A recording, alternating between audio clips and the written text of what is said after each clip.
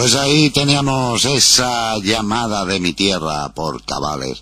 Y vamos a escuchar un poema que le ha dedicado Mal Luengo. Sí, nuestro amigo Mal Luengo, que nos está escuchando desde Holanda, a nuestro compañero y amigo Manuel Trinidad. Amanecer.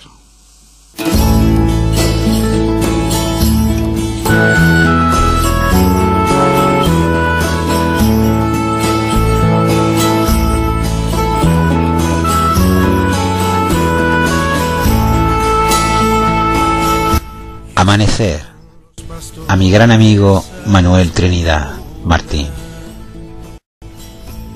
La luna va bostezando entre los surcos del cielo, va buscando oscuridad onde esparcer su consuelo.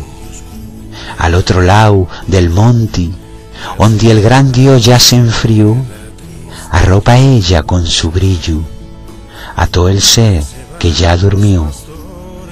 Ese concierto de grillo va cesando su cantar, mas un coro de gorriones despierta en el olivar.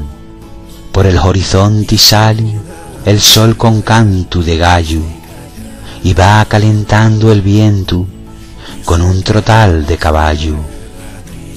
Un jar relincha en la gota del fiel rocío mañanero que se fragua con la tierra, onde perfuma el romero. Ya se despierta en el aire un frágil ladral de perro, ya suenan por los caminos el clamor de los cencerros.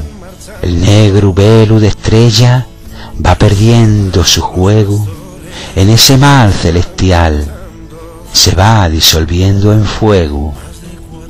Ya mis venas y mis carnes sus aguas van repartiendo, por mis ojos y mi sangre el día está amaneciendo.